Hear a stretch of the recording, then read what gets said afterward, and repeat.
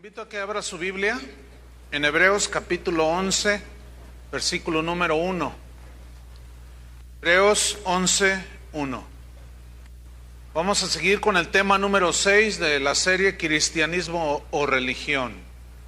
El tema de esta hora es el descanso de la fe. El descanso de la fe. ¿Cómo necesitamos aprender a descansar por medio de la fe en Dios? Eso es cristianismo. Bien, dice Hebreos 11:1: es pues la fe la certeza de lo que se espera, la convicción de lo que no se ve. Fíjese usted que la fe genuina no nace en nosotros nada más porque sí, o no nace de la nada. No, en primera instancia dice la Biblia en Romanos que la fe viene por el oír la palabra de Dios. Pero la fe genuina no es un esfuerzo que usted hace para creer, no, sino que es una acción que usted hace de total confianza y descanso en Dios. Pero esa fe se basa en lo que Él es y en lo que Él ha dicho a través de su palabra. ¿Qué es la fe? Vamos a ver qué es la fe. Ahí en Hebreos 11:1 dice que la fe es la certeza de lo que se espera. Bien, en primera instancia la palabra fe que aparece aquí viene del griego pistis, que en su sentido primario significa plena confianza en Cristo para salvación. Plena confianza, total confianza. Entonces, es pues la fe una plena confianza en Dios. Pero sigue diciendo de lo que es la fe genuina que te hace descansar en Dios. Dice que la fe también es la certeza de lo que se espera. Y aquí la palabra certeza se tradujo de una palabra griega, hypostasis. Y esta palabra es muy interesante porque significa sentarse descansando bajo un soporte. Es decir, tú te sientas en una silla que ves que te va a aguantar, que va a soportar tu peso. Tú no te vas a sentar en una silla que esté así delgadita y de plástico, que puede ser para un niño que te aguanta 20 kilos y si tú pesas pues 120, pues imagínate, ¿no? Pero esa fe es sentarse, es esa certeza que hace que tú reposes, en este caso descansando en la roca que es Cristo, con total confianza, descansando con plena y total confianza en lo que dice su palabra, porque eso es lo que da firmeza a nuestra alma, a nuestro espíritu, a nuestro corazón. Es nuestra ancla firme del alma. Y certeza también significa esencia, significa confianza y sustancia. Es decir, que la fe genuina que te hace descansar, que no tienes que forzar para creer, sino que simplemente crees y descansas, es la esencia. Pero esa esencia es el meollo del asunto, como decimos. Pero esa esencia, esa confianza y esa sustancia está precisamente sustentada en lo que Dios es y en lo que Él ha prometido en su palabra. Entonces, cuando nosotros confiamos plenamente en Dios, eso es lo que nos hace descansar. Cuando se te viene un problema, ¿qué tienes que, una prueba de cualquier tipo, qué es lo que necesitas hacer? Poner tu fe en acción, ¿cierto? Eso es lo que tienes que hacer. Pero ¿qué es lo que normalmente hace el ser humano? Se desespera.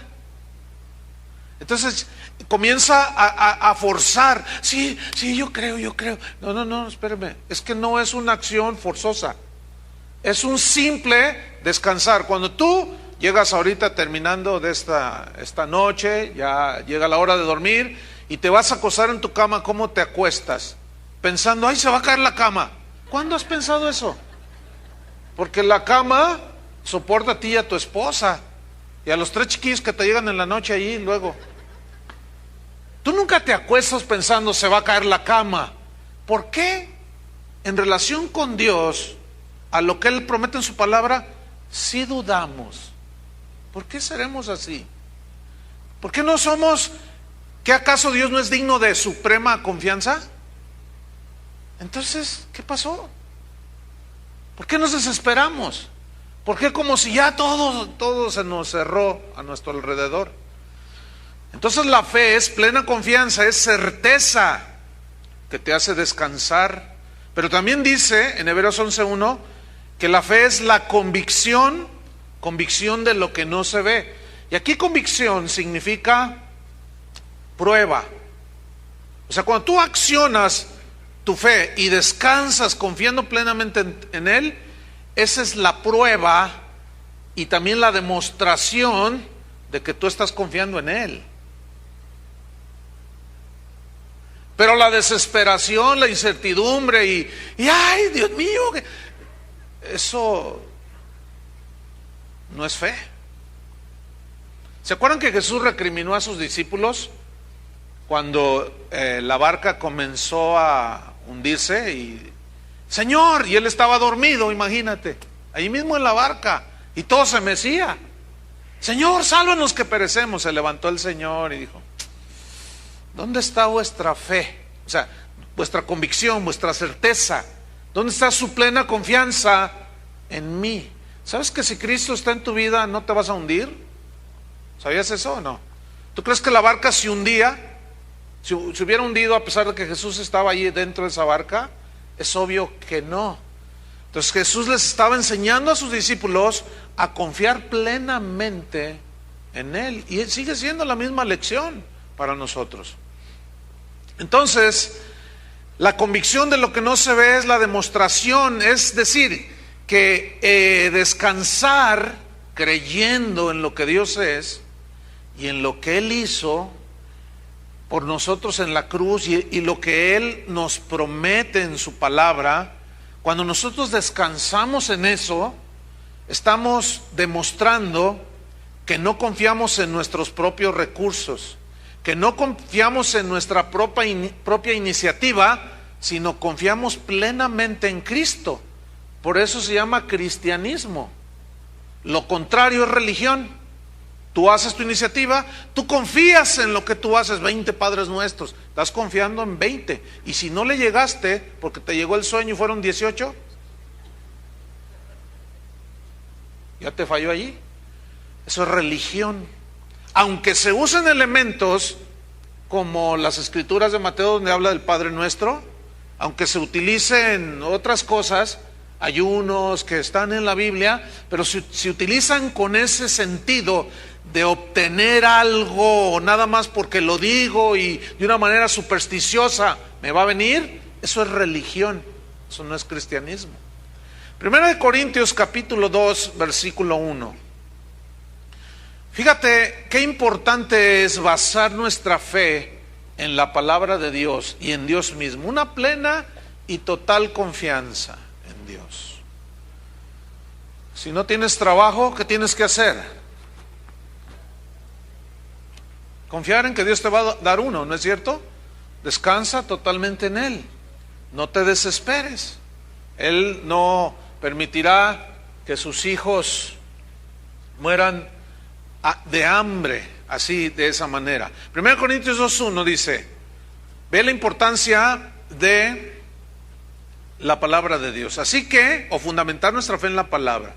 Así que, hermanos, dice Pablo, cuando fui a vosotros para anunciaros el testimonio de Dios, o sea, el Evangelio, no fui con excelencia de palabras o de sabiduría, no, pues me propuse no saber entre vosotros cosa alguna, sino a Jesucristo y a este crucificado.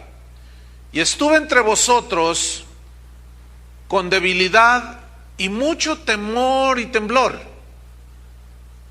O sea, Pablo está reconociendo que esa debilidad, que no estaba confiando en él mismo. Fíjate el versículo 4. Y, ¿me puedes subir un poco al monitor? Dice, y ni mi palabra, ni mi predicación fue con palabras persuasivas de humana sabiduría. Es decir, mi mensaje, dice Pablo, no fue con discursos artificiosos. Eso significa palabras persuasivas. O sea, argumentos de la mente humana. Y no argumentando la fe en Dios a través de la misma palabra de Dios. Dice Pablo, no, yo no fui de esa manera con ustedes. Además de que los corintios eran griegos, y ellos estaban acostumbrados a escuchar a sus tremendos filósofos. Entonces Pablo dice, no, yo sé que el evangelio es más poderoso que la palabra sabia de los hombres. Entonces yo no fui a ustedes predicándoles ni hablándoles de otra cosa más que de Cristo, el mensaje del evangelio. Yo no usé palabras persuasivas, razonamientos capciosos, inteligentes, humanamente hablando, discursos artificiosos, no, sino cómo llegó y les habló. Fíjate cómo dice ahí, sino, o sea, yo les hablé con demostración del Espíritu y de poder. Ahora, aquí la palabra demostración del Espíritu y de poder generalmente se interpretan como haciendo milagros y todo ese, pero fíjese que no, en este caso no fue así, porque la palabra aquí demostración viene de una palabra griega, apodeisis, y esta palabra significa, escúcheme bien, demostración poderosa con argumentación de la palabra de Dios.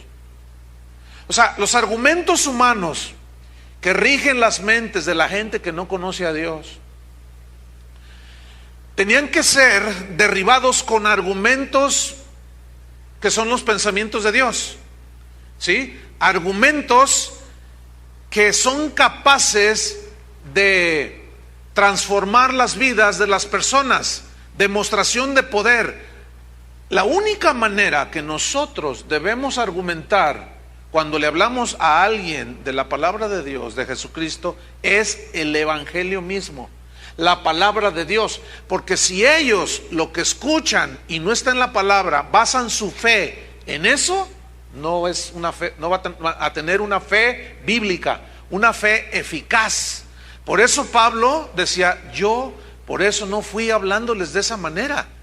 Yo tuve que hablarles con argumentos basados en la palabra de Dios. Versículo 5, aquí está, mira, para que vuestra fe o su confianza en Dios no esté fundada o apoyada en la sabiduría de los hombres. Usted escucha un motivador como Alex Day y todo ese tipo de gente que anda ahí motivando lo que usted sea exitoso y todo ese rollo, que desgraciadamente eso se ha metido a la iglesia. Bien, usted puede escuchar y palabras sabias. Dice, ay, mira, sí es cierto lo que está diciendo. Pero escúcheme, esas palabras de hombres, esos discursos persuasivos, no tienen poder para salvarlo del infierno. No tienen poder para transformar su vida. Y si usted basa su fe, mira lo que dijo Alex Day, lo que dijo fulano de tal, el predicador sultano de tal, que habla y habla y habla y no habla la palabra de Dios. Entonces, usted está fundamentando su fe en la sabiduría de los hombres. Pero Pablo decía, no, yo tengo que hablarles de esta manera, hablándoles la palabra de Dios, para que vuestra fe no esté fundamentada en la sabiduría de los hombres, sino ¿en dónde? En el poder de Dios. Ahora, aquí la palabra poder de Dios es la palabra dunamis, de donde se traduce la palabra dinamita. Y tiene distintos significados esta palabra, dunamis o poder. Se refiere a poder milagroso efectivamente, pero en este caso, como el contexto es de argumentación con la palabra de Dios, otro de los significados que se aplica en este contexto es la palabra eficacia. Digan todos eficacia. Eficacia. Entonces, yo quiero que basen su fe en la eficacia que tiene la palabra de Dios, que es la única capaz de transformar y de darte una certeza y una seguridad para que tú enfrentes las situaciones que se van presentando en la vida. Eficacia. Fíjate, la Biblia en Hebreos 4:12 dice así. Dice, porque la palabra de Dios, Hebreos 4:12, es viva, viva. ¿Por qué viva? Porque contiene la vida de Dios, el zoe de Dios. Y el cristiano se alimenta, como es una rama injertada junto a la vid, que se alimenta de la savia, que es la palabra de Dios. Entonces la palabra de Dios es viva y es la que nos da vida constante y permanente. Pero luego añade otra palabra, eficaz.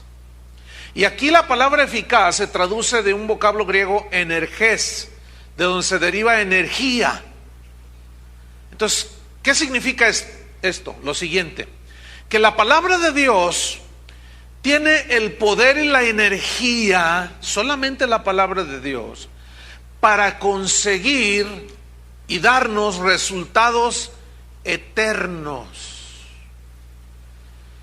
Dice, la palabra de Dios es viva y eficaz. Es tan viva y tan eficaz, tiene tanto poder la palabra de Dios, que dice que es más cortante que toda espada de dos filos, que era muy aguda, que al penetrar se iba como mantequilla, ¿verdad? Y precisamente esa es la idea de simbolizarlo como una espada de dos filos, porque esta palabra viva y eficaz penetra profundo. Y dice aquí, hasta partir el alma, significa dividir el alma y el espíritu. O sea, las cosas del alma y las cosas del espíritu las divide perfectamente. Y tú te das cuenta cuál es la verdad de Dios, aunque no nos guste oírla.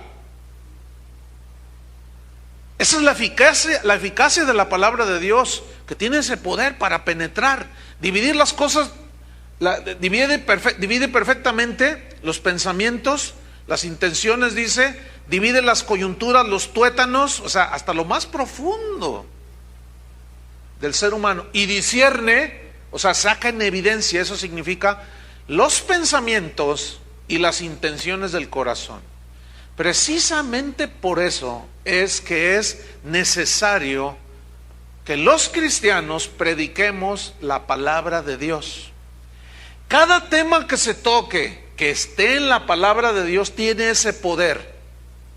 Si tú, por ejemplo, piensas que te puedes divorciar por cualquier cosa y cuando escuchas la palabra de Dios te confronta y te dice que no es verdad, allí ya tus pensamientos los sacó en evidencia. Y es allí cuando a muchos no les gusta escuchar la verdad. Por eso muchos predicadores diluyen las verdades del evangelio para quedar bien con sus oyentes, porque les gusta ser aplaudidos, les gusta ser felicitados, les gusta que les estrechen la mano o que les pidan un autógrafo, y no son capaces de hablar la palabra de Dios. Entonces la diluyen toda, y todo eso que sueltan, la gente cree que es palabra de Dios y ponen su fe en la sabiduría de los hombres y no en la palabra de Dios, que es el poder de Dios. Fíjese lo que dice Romanos 1:16. Hoy parece que este versículo tiene poco o casi nada que ver con un número enorme de predicadores en la actualidad. Romanos 1:16 dice así: porque no me avergüenzo del evangelio. Fíjate, no me avergüenzo del evangelio. ¿Cuántos se avergüenzan del evangelio? Fíjate, es muy común, sobre todo a los principios de tu vida cristiana, te conviertes a Cristo, pero no tienes muchos argumentos, no conoces mucho. Entonces alguien te dice, oye, que tú te hiciste cristiano, y lo primero que sientes es temor de decir que sí o no. En muchas ocasiones, no todos, pero en muchas ocasiones, oye, que tú vas allí a esa tal casa de oración y te avergüenzas.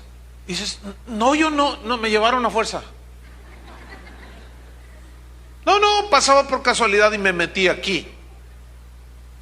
Ahora, pero en realidad aquí lo que se refiere es a la predicación, a la proclamación del evangelio. O sea, Pablo decía, yo, dice, no me avergüenzo de predicar la palabra de Dios, que aunque les guste o no les guste, es lo que la gente necesita oír.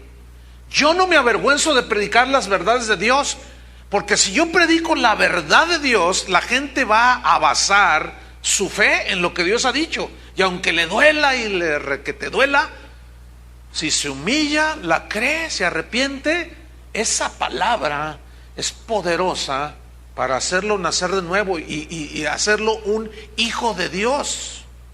Entonces decía, yo no me avergüenzo del evangelio, porque es poder de Dios. ¿Para qué? Dice allí, salvación. Ahí está. Y la palabra salvación, en el griego sozo, es muy amplia. En primera instancia significa salvación de la condenación del infierno, pero también incluye sanidad, provisión, sustento de parte de Dios. Entonces, es la palabra que necesita ser proclamada y usted escucharla, basar su fe en esa palabra que tiene allí en la Biblia y no avergonzarse, porque esa es eficaz para todos. Dice, para salvación a todo aquel que cree, al judío primeramente y también al griego, es decir, sin distinción de cultura, raza ni de religión siquiera. ¿Se acuerdan de Zaqueo? Este era un cobrador de impuestos. Él había oído hablar de Jesús. Algo pasó en su corazón cuando empezó a oír de Jesús y lo que Jesús hablaba. Entonces dice la escritura ahí en Lucas 19, si usted la va buscando, dice que Zaqueo era pequeño de estatura y escuchó que Jesús iba a pasar cerca de su casa. Entonces, como era bajo de estatura, subió a un árbol y Jesús iba caminando y miren qué cosas, se detuvo Jesús. Imagínense la escena, ¿no? Todos lo van siguiendo y él va al frente. Se detiene debajo de un sicómoro, que era un árbol sumamente frondoso. Se detiene y los demás así como, ¿y ahora el Señor por qué se detiene? Se detiene y lo que hace es elevar su rostro y dirigirse a Zaqueo. Estaba chiquito, pero mira, por más chiquito que esté, el Señor te ve. Y le dijo, Zaqueo, desciende de ahí porque voy a ir a posar a tu casa. Fíjate, todo lo que él había oído hablar de Jesús, había oído lo que Jesús hablaba, y esa palabra produjo en él fe, una acción, una fe que la puso en acción, y por eso hizo el hecho de subirse al árbol, estaba dando la demostración que algo se estaba fundamentando en su interior. Y como prueba de que él estaba siendo influenciado y tocado o confrontado por la palabra de Dios, se subió al árbol. Y Jesús conoce todas las intenciones del corazón. Y fíjate lo que dice en Lucas 19:8. Bueno, Jesús llega a su casa, Zaqueo lo recibe. Entonces Zaqueo dice, puesto en pie, dijo al Señor, he aquí, Señor, la mitad de mis bienes doy a los pobres. Y si en algo he defraudado a alguno, se lo devuelvo cuadruplicado. Aquí hay algo bien interesante. Jesús nunca le pidió que hiciera eso, ¿verdad que no? ¿Qué fue lo que produjo que él reconociera que era un hombre fraudulento, que había robado a la gente? ¿Saben qué fue lo que produjo esa convicción? La palabra de Dios que escuchó de labios de Jesús. Jesús le dijo, hoy ha venido la salvación a esta casa. ¿Por qué? Porque Zaqueo puso su fe, su certeza y convicción en Jesús, plenamente confiado. Entonces la fe eficaz, escúchame bien, te hace descansar en Dios y su palabra. Nota que dije fe eficaz. Hay una super fe que se predica por ahí, que super fe, pero no está ni siquiera basada en la palabra de Dios, o en versículos sacados del contexto, y al rato vamos a ver algunas consecuencias de eso. Pero la fe eficaz, la que tiene la energía de Dios, la que produce resultados, es esa fe que te hace descansar en Dios y en su palabra, o sea, lo que dice ahí. ¿Por qué? ¿En base a qué? En base a una, escúchame bien, y aquí viene lo importante para notar la diferencia de lo que es cristianismo o religión. Tomo el pensamiento. La fe eficaz te hace descansar en Dios y su palabra en base a una relación personal. ¿En base a qué? A una relación personal que cada quien debe tener con Dios.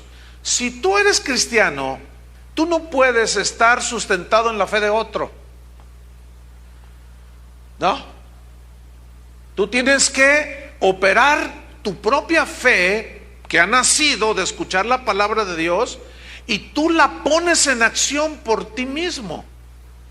Hay ocasiones en que nosotros la usamos a favor de otros, pero hay gente aún metida en las iglesias que no son capaces de tener fe porque no están confiando, fíjense bien, en la palabra de Dios ni en Cristo, sino están confiando en que tú, que tienes una relación personal con Dios, ores por ellos.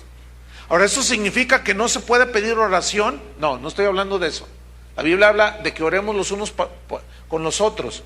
Pero aquí lo que estoy hablando es lo que es la esencia de la fe, ¿sí? Que es producto de una relación personal que cada uno debe tener con Dios.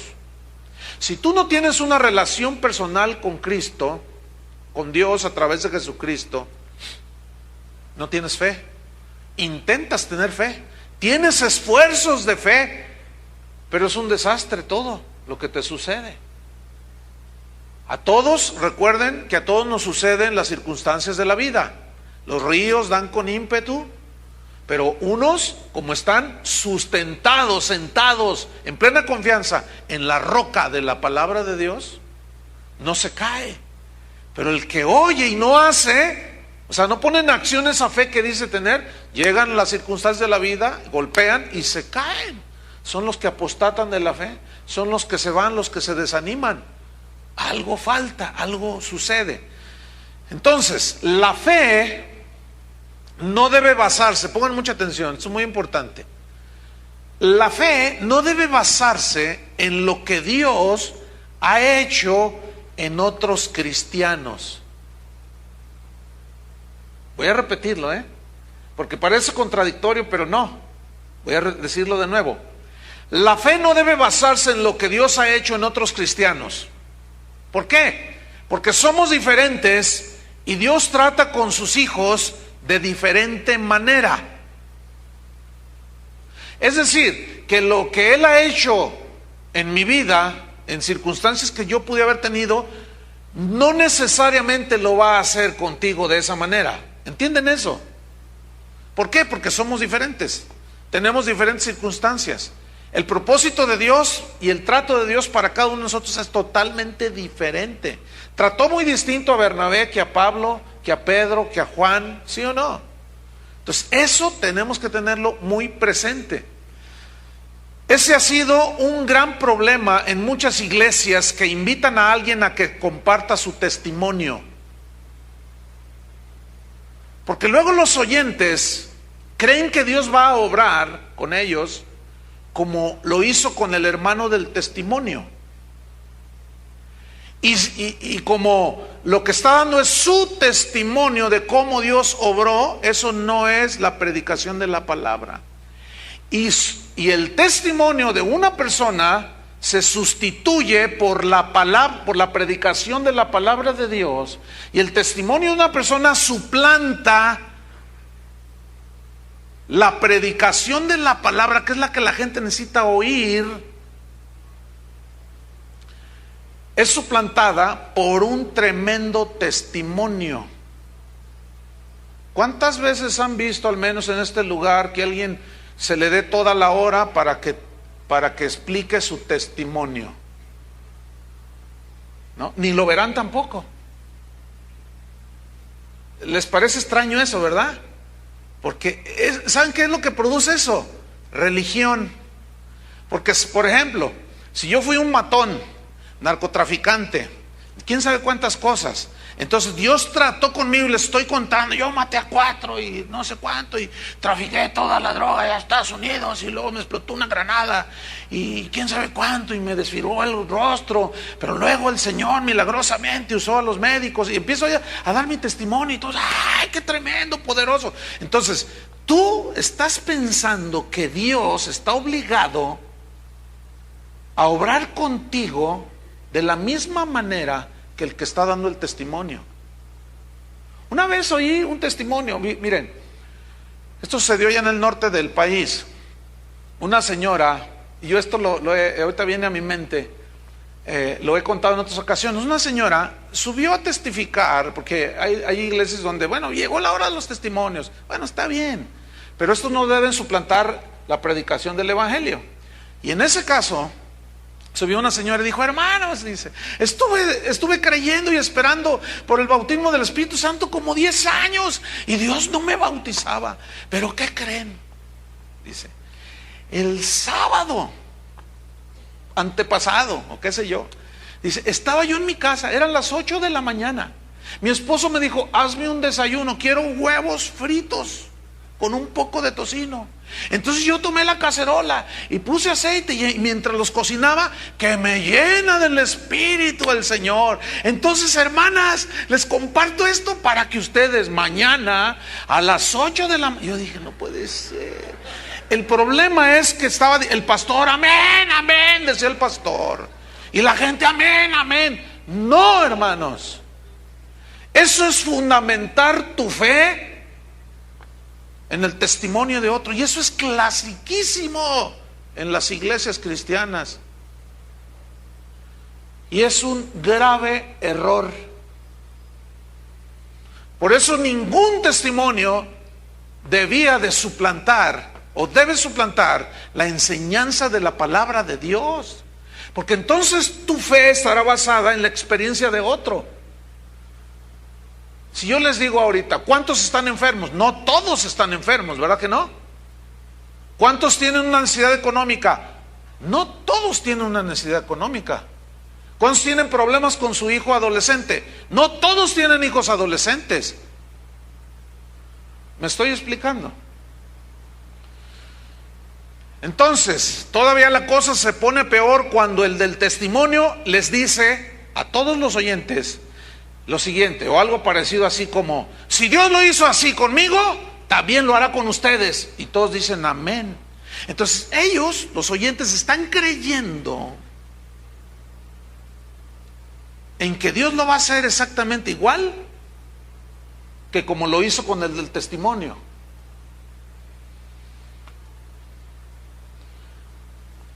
Enséñeme un solo ejemplo en la Biblia en el cual Jesús hizo exactamente lo mismo con 2 personas.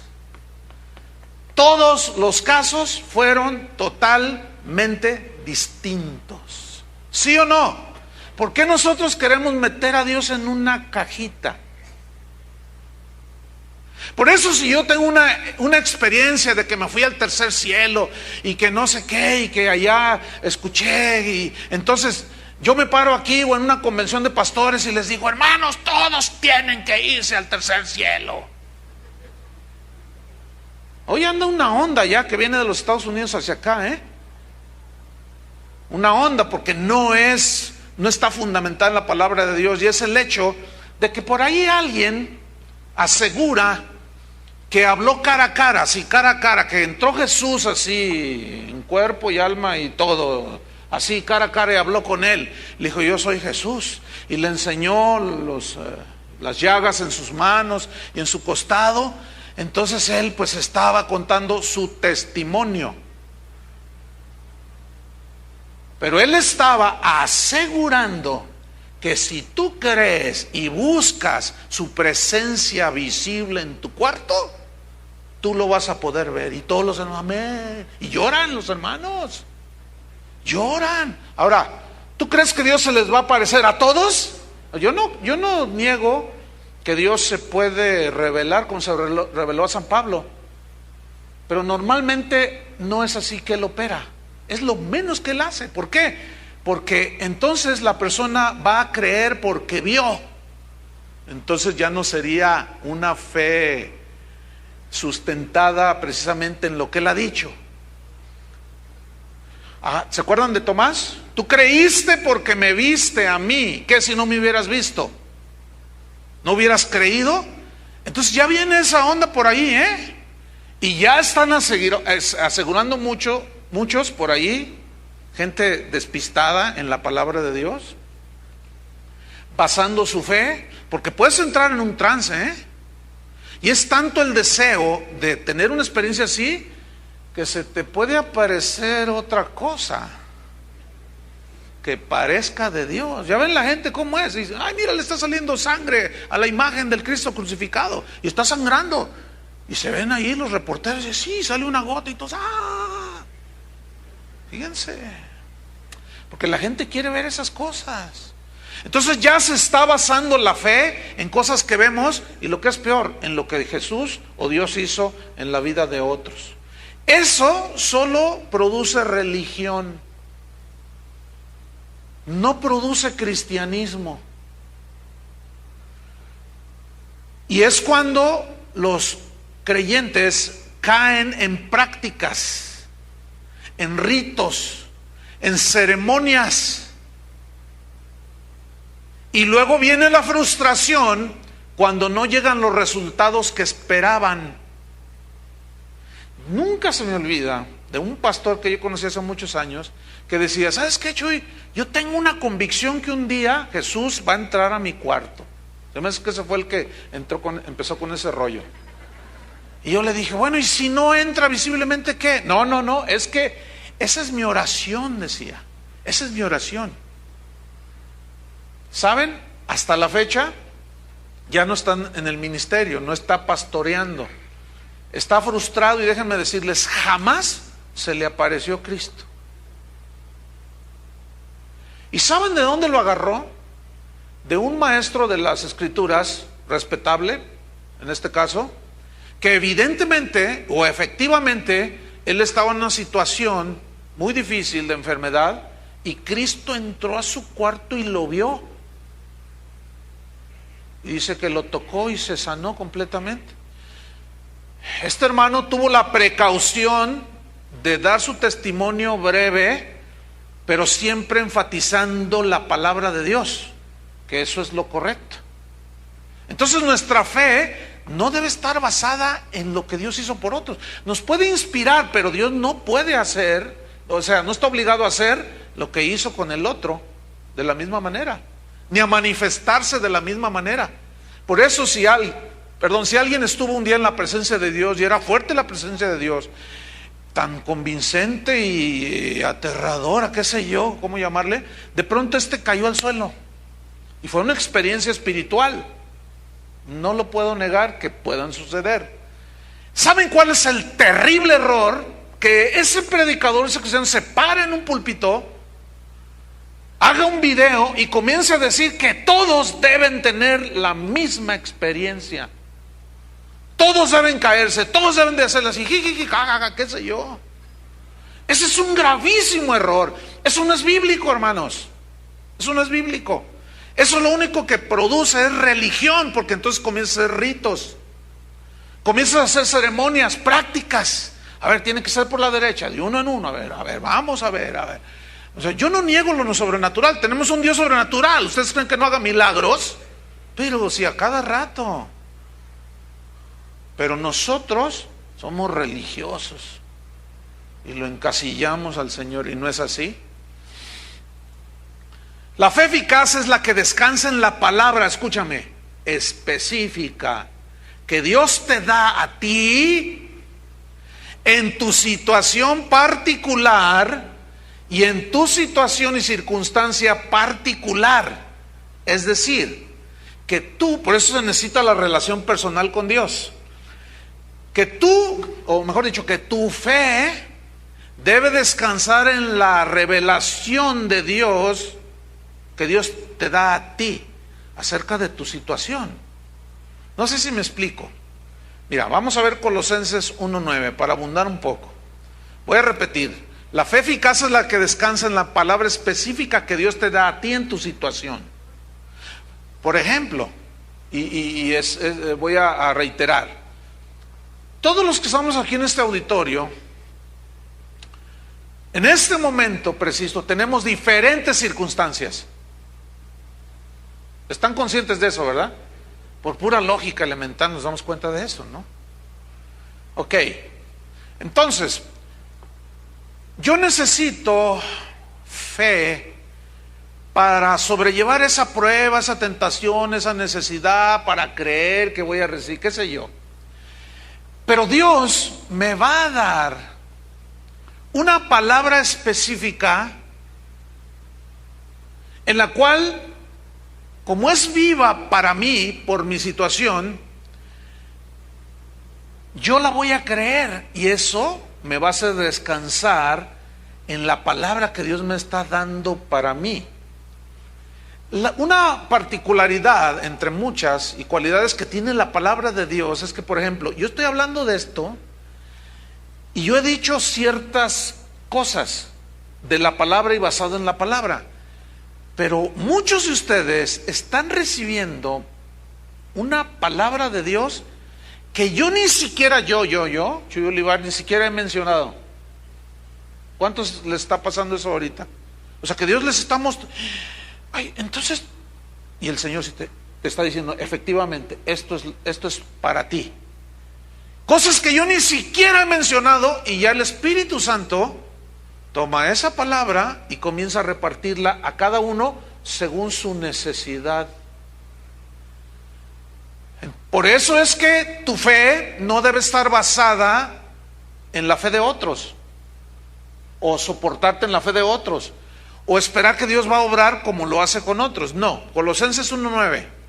Aquí está muy importante, dice: por lo cual también nosotros, desde el día que lo oímos, no cesamos de orar por vosotros y de pedir que seáis llenos del conocimiento de su voluntad. ¿Tú sabes cuál es la voluntad de Dios para tu vida? Algunos dicen sí, otros se quedan así como asustados. Otros dicen no. ¿Sabes cuál es la única manera de que tú puedas ser lleno del conocimiento de su voluntad con toda sabiduría e inteligencia espiritual? Tu relación personal con Él. El estudio de la palabra, la oración. Si tú no tienes relación personal con Él, no vas a saber cuál es su voluntad. Entonces, ¿dónde vas a basar tu fe? Hay gente que me escribe correos y me dice: pastor, ando muy mal. Al menos son sinceros. Dice: ando muy mal, ando en unos pecados que me da vergüenza contárselos, pastor. Dice: ¿qué consejo me da? Mire, mi relación, no tengo relación con Dios, deme un consejo. Imagínate que me agarre dando consejos al sin ton y son. Mira, entran muchos correos electrónicos por razón de la página, pero no todos los contesto como la gente quiere que les conteste. Ya me han agarrado tipo Walter Mercado como que me consultan. Fíjate, dice: ando mal con Dios, traigo unos pecados horribles, no tengo comunión con Dios, pero dígame, ¿cómo puedo encontrar la voluntad de Dios? Y tú dices, una vez estaba yo y lo dije: ay, Dios mío. Estaba uno de mis hijos por allí, ¿no? Mi hija. Y me dice: ¿qué pasó, papá? Y le digo: es que mira la pregunta, hija. Entonces ya se la digo y dice: le digo: ¿verdad que está hasta con un alto nivel de ingenuidad, de ignorancia? Y luego me dice mi hija: pero no te desesperes, papá. Dice: porque la gente sí está esperando que le digas algo, pues simplemente diles lo que. Bueno, sí, tienes razón. Entonces lo que le contesté a esta persona es: arrepiéntete de tus pecados. Eso no estaba esperando que yo le contestara, ¿verdad que no? ¿Cómo es la manera de que tienes comunión con Dios? ¿Ya naciste de nuevo? Le dije. Si no has nacido de nuevo, escucha toda esta serie que es del tema. 16 temas. Después me hablas o me escribes. No, es que somos buenísimos para la religión. Otros escriben y dicen, ay pastor, pues yo no leo la Biblia porque pues ni la entiendo. Pero yo quiero que usted me discipule. ¿Yo? ¿Y luego tu pastor qué hace? No, pues dice que no tiene tiempo. Pues no diezmes.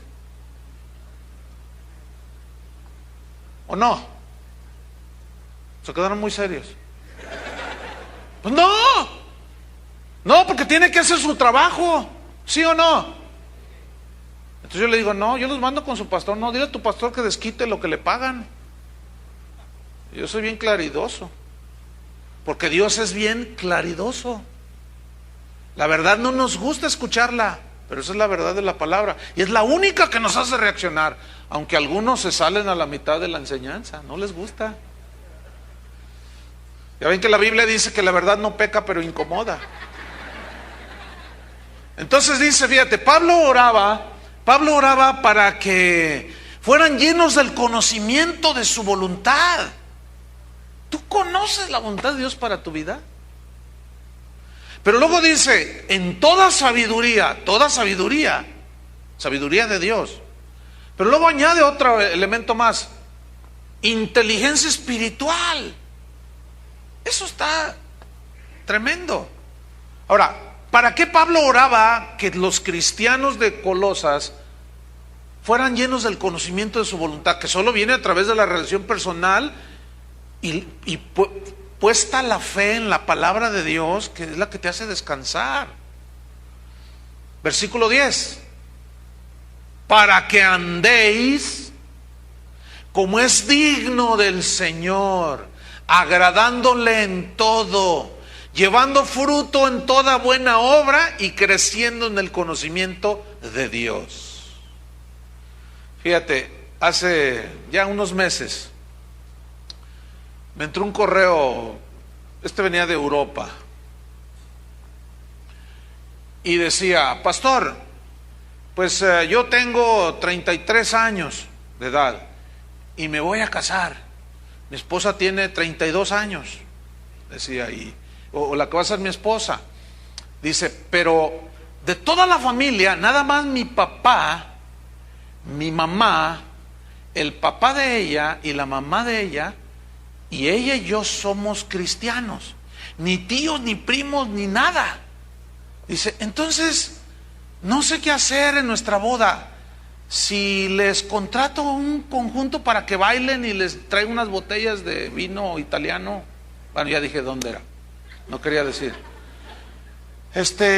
Porque pues ellos no son cristianos y pues ¿te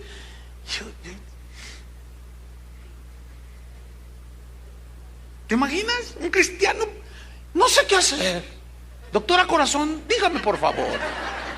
Ay, me desespera. Sí me desespera. Yo le soy sincero, me desespera tal ignorancia. Me desespera tanta falta del conocimiento, mira, básico.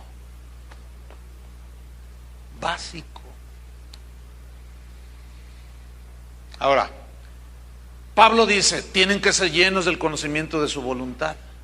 Tienen que tener la sabiduría y la inteligencia. Pero ¿cómo viene? A través de la relación personal y de poner tu fe completa en el Señor y en lo que Él te está hablando a ti en la palabra. Para eso se necesita hacer lo que Pablo le dijo a los romanos en el capítulo 12. Búsquenlo. Romanos 12, versículo 2.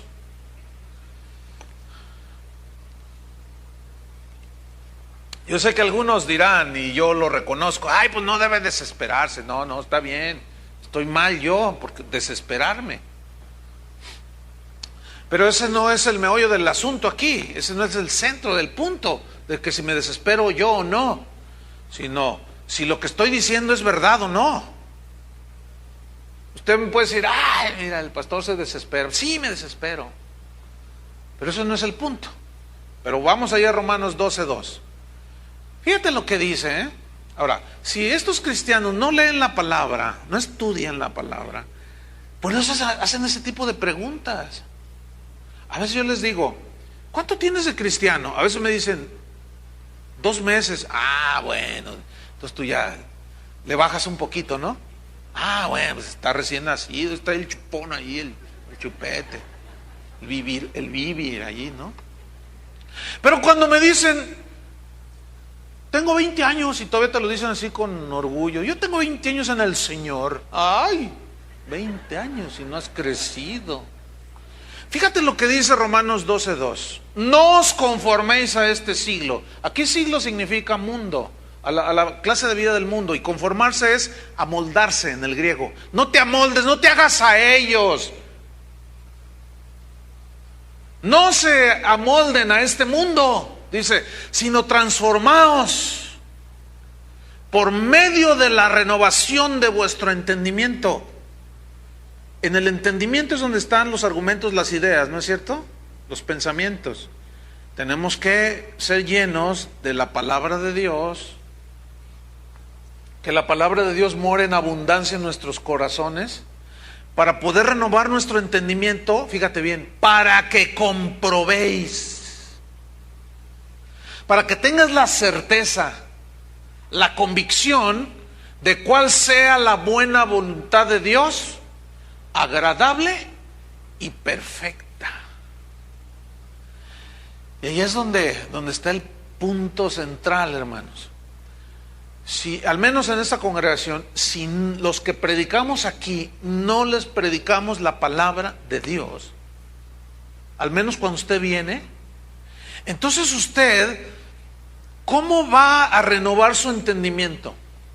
¿Cómo va a tener una base sólida de fe y convicción, certeza en lo que dice la palabra, si lo único que le decimos son frases célebres o frases motivacionales? ¿Cómo ustedes van a poder comprobar cuál es la buena voluntad de Dios, agradable y perfecta, si lo que les estoy diciendo es, hágale como yo le hago, exactamente así, y va a ver que Dios le va a obrar a su favor? Yo recité con fe 10 veces el Salmo 91. Hágalo, o la oración de Jabes. Dígala todos los días con fe y convicción. Fíjate cómo usan palabras que están en la Biblia y te dicen medias verdades, pero lo único que están produciendo es religión. No están produciendo que la gente tenga hambre y que se alimente de la savia. Cada rama está pegada a la vid, ¿sí o no? Él es la vid y nosotros, ¿qué somos? Las ramas. Entonces, cuando tu fe descansa en la voluntad de Dios para ti, Él te da la confianza, o Él te la confirma, mejor dicho, esa voluntad con su palabra. Y es cuando se desvanece la inseguridad, porque Dios te habló. Tú estás convencido cuál es su voluntad. Y es cuando experimentas la fuerza de Dios, porque estás convencido que Dios te habló. Y cuando Dios te da esa palabra específica para ti, entonces tú puedes enfrentar cualquier situación y circunstancia que estés pasando, que te agobie o que te confronte o que estés ahí en esa necesidad o en esa situación. Tú vas a tener esa fe y esa convicción. Ahora, acuérdense, hay una historia. Vayan abriendo su Biblia en Daniel capítulo 3. Esta historia está del versículo 1 al 18. No vamos a leer toda la historia, pero las historias en la Biblia como esta están para infundirnos fe. Pero acuérdense, no necesariamente Dios obra igual con cada uno. El propósito es infundir fe de que Dios va a obrar de una manera específica. Por ejemplo, ¿se acuerdan que a Pablo lo salvó varias veces de la muerte? Una vez lo apedrearon, pero no se murió, ¿se acuerdan? Y Dios lo salvó. Pero no le pasó lo mismo a Esteban. A Esteban lo apedrearon y murió. Todos los apóstoles, salvo Juan, murieron martirizados o murieron como mártires. Juan no, Juan murió de muerte natural, murió de ancianito. ¿Por qué? Porque Dios así quiso. No se nos olvide, nunca dejemos de tener presente la soberanía de Dios. Y es en base a esa soberanía que Él obra, porque Él conoce todo, también su omnisciencia, que Él conoce las circunstancias de todos y Él obra en su soberanía como Él quiere, de la manera que Él quiere. Y esta historia es tremenda porque el rey Nabucodonosor había dado una orden de que cuando sonara, había una estatua ahí tremenda que había mandado a hacer, y dio una orden de que al sonar la música todos debían postrarse, y que suena la música. Pero había unos esclavos hebreos ahí, entre ellos Daniel, pero aquí eran 3, Sadrach, Mesach y Abednego. Y esos se quedaron de pie así y no se postraron. Y fueron y le dieron la noticia al rey, y el rey se enojó y dice: ¿cómo no? A ver, tráiganlos. ¿Por qué no se postraron? No, fíjate lo que dice en el versículo 17, porque dice: si ustedes no se postran, ustedes van a ser echados al horno de fuego, ardiendo. Y fíjate lo que contestaron estos hombres. Daniel 3:17. He aquí nuestro Dios a quien servimos puede librarnos del horno de fuego ardiendo. Noten que ellos no dudan que Dios los puede librar. ¿Lo están viendo ahí? Ok. Nosotros, dice, el Dios al que servimos puede librarnos del horno de fuego ardiendo. Y de tu mano, oh rey, y fíjense, aquí está la fe, nos librará, dice. Están hablando con fe, nos librará, pero no es la típica confesión positiva de la superfe, de los esotéricos, esos que andan por ahí metidos en las iglesias. No. Fíjense, seguimos leyendo. Versículo 18. Porque los de la superfe y de la confesión positiva no dirían lo que dijeron en el versículo 18. ¿Sí o no? ¿Qué dijeron? Y si no, entonces ellos sabían que Dios podía librarlos, pero ellos conocían a Dios soberano y decían: bueno, nosotros tenemos fe, Él puede hacerlo, pero si no es su voluntad. En ese momento no sabían ellos, pero tenían fe. ¿Qué es lo importante? Conocer a Dios y lo que Él ha dicho. Entonces ellos dicen: y si no, sepas, oh rey, que no serviremos a tus dioses, ni tampoco adoraremos la estatua que has levantado. Esos 3 marcaron una diferencia ahí. Es decir, ellos estaban contemplando los dos aspectos de la soberanía de Dios, del poder de Dios, que Dios puede todo, pero a veces Dios permite. Pero ellos nunca perdieron la fe, hermanos. Ese es el punto. ¿Por qué? Porque ya en el Nuevo Testamento San Pablo nos revela que a los que aman a Dios, ¿qué? Todas las cosas nos ayudan para bien. Ese es el punto. Ahora, ese solo versículo, Romanos 8:28. Y sabemos que a los que aman a Dios todas las cosas les ayudan para... Ese versículo, hermano, si tú pones tu fe, la sustancia, la certeza y convicción en ese versículo, es que vas a poder estar tan seguro y no vas a claudicar ni a traicionar el evangelio ni a Dios. Te haga Dios lo que le pidas o no te lo haga, porque tu confianza es mucho más allá de las circunstancias terrenales. ¿Me expliqué o no? Y si no, de todas maneras no nos postramos. Tremendo ejemplo allí bíblico. Entonces, vámonos sobre el final. Mira, la fe eficaz te ayuda a descansar en Dios en cualquier circunstancia. La fe eficaz. Si estás enfermo, habrá una fe que Dios te infunda a través de su palabra. Si estás en situación conflictiva o diversas pruebas de todos colores y tipos y sabores, habrá una palabra específica que tú debes de descubrir. ¿Cómo? A través de tu comunión con Dios y del estudio de la palabra de Dios. Dios te va a dar una palabra. Por eso, y lo vuelvo a mostrar y a enseñar, si antes de empezar la reunión usted se acerca conmigo a decirme: pastor, ore por mí, yo no voy a orar por usted. ¿No? ¿Saben qué está pasando ahí? Ellos vinieron buscándome a mí. Ese es un error terrorífico. Entonces yo les digo, no, miren, yo no voy a orar por usted. Y me miran así como diciendo, para eso está. Y luego yo les echo una mirada así como diciéndolo, ¿y a eso viniste? Buscándome a mí.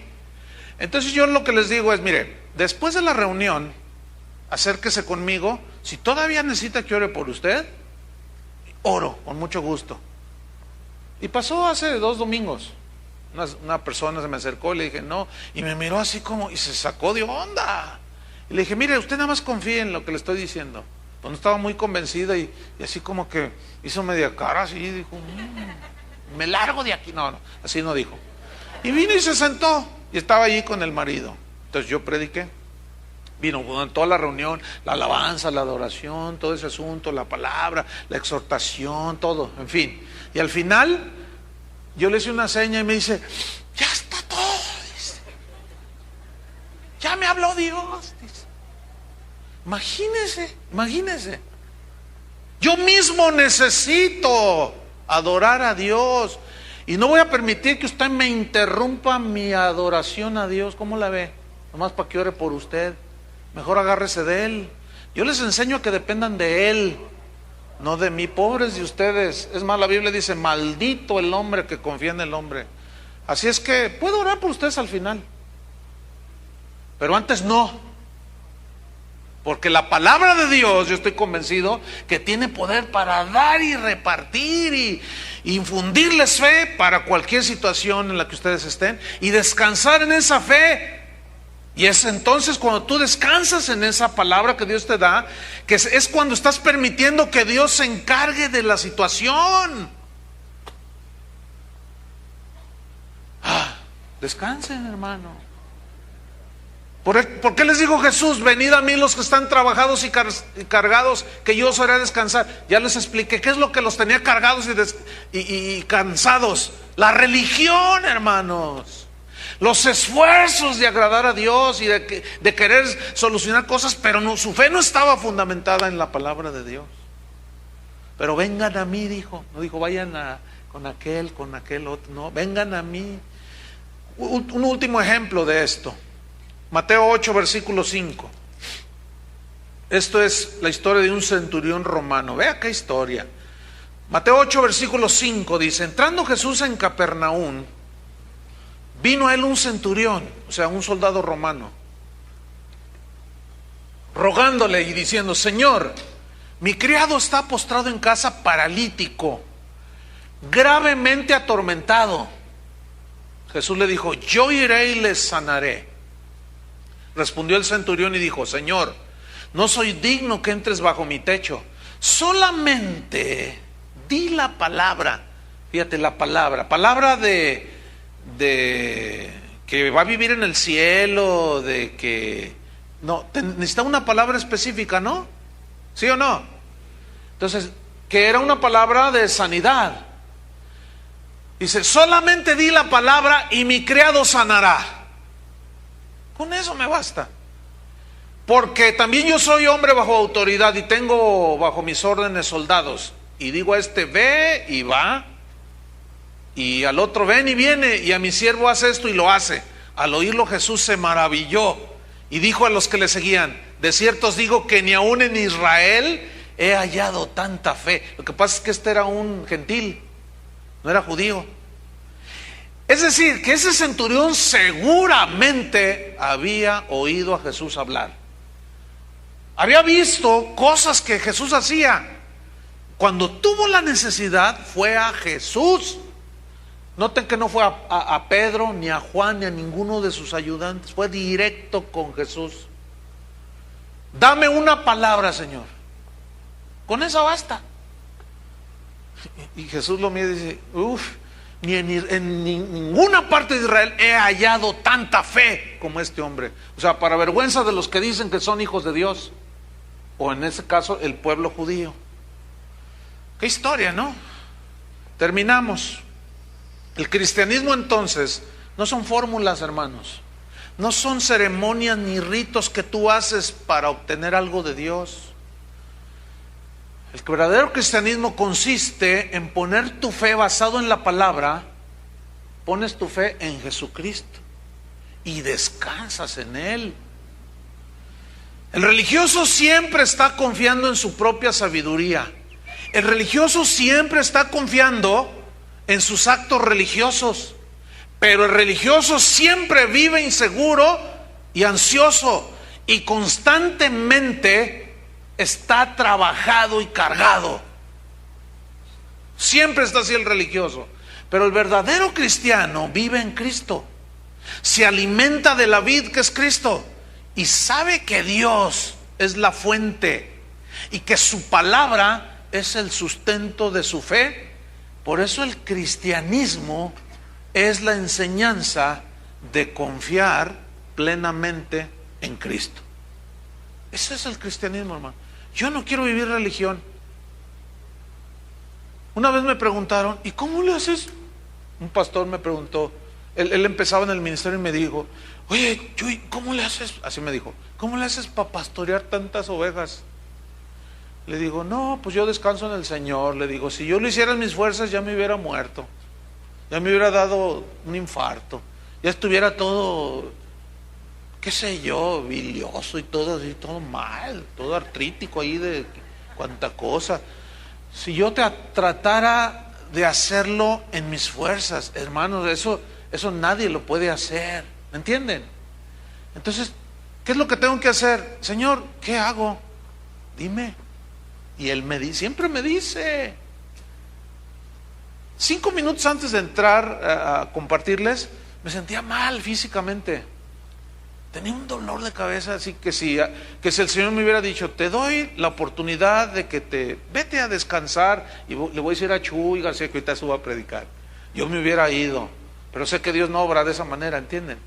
Entonces, digo, Señor, pues estoy débil, estoy cansado, me duele, me siento mal.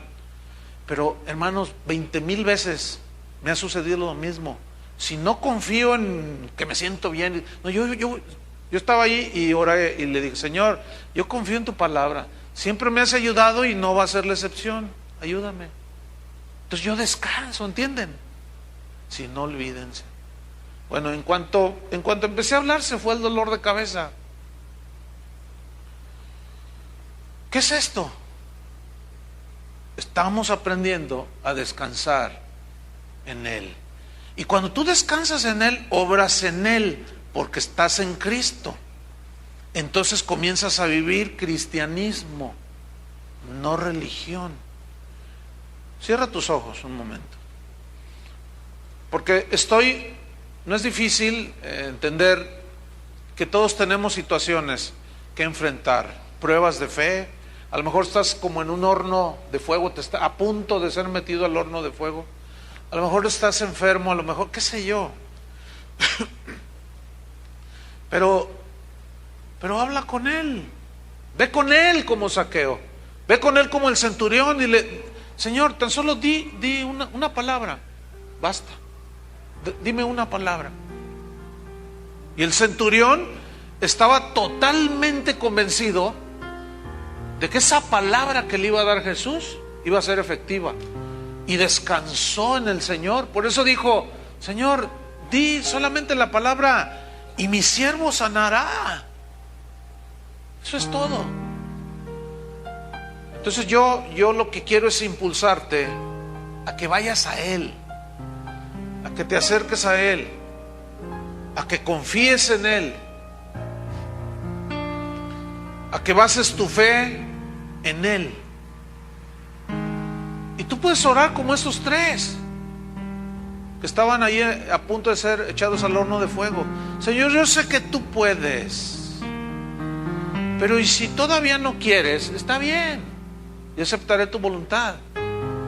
Pero la fe, esa nunca se pierde, hermanos, porque está el otro lado de esa verdad. Sabemos que los que amamos a Dios, todas las cosas nos ayudan para bien. Y posiblemente es necesario pasar un poquito de fuego, diversas pruebas, para que sometida a prueba vuestra fe sea purificada sea hallada en alabanza. Entonces, fíjate, esto nos está llevando a desarrollar una relación personal con el Señor.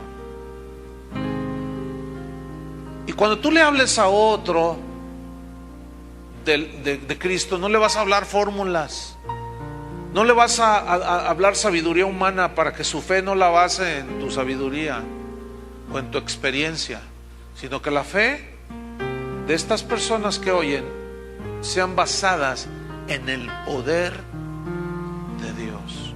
Señor, te damos gracias por tu palabra.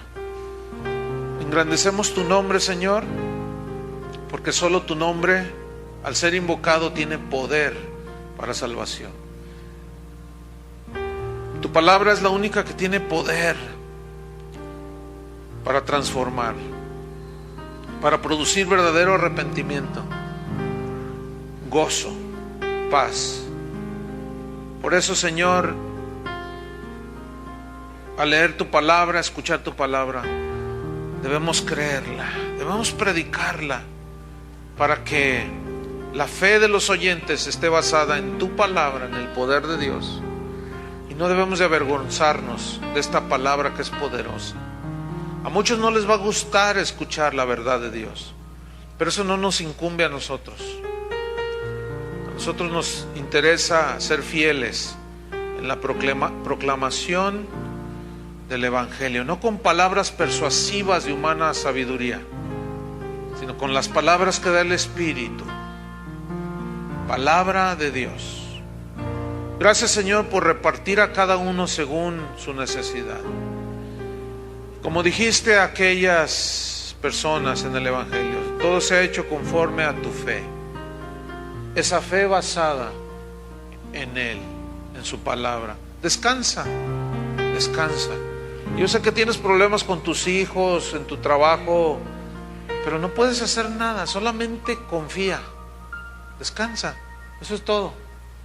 Y es cuando, eso es a lo que Pablo se refería: cuando soy débil, entonces soy fuerte. Y tú vas a comenzar a experimentar precisamente esa fuerza sobrenatural que solo Dios da. Porque confiar plenamente en Él es darle honra a Él. Eso lo honra a Él. Gracias te damos, Señor, en el nombre de Cristo Jesús. Amén. Que Dios les bendiga a todos.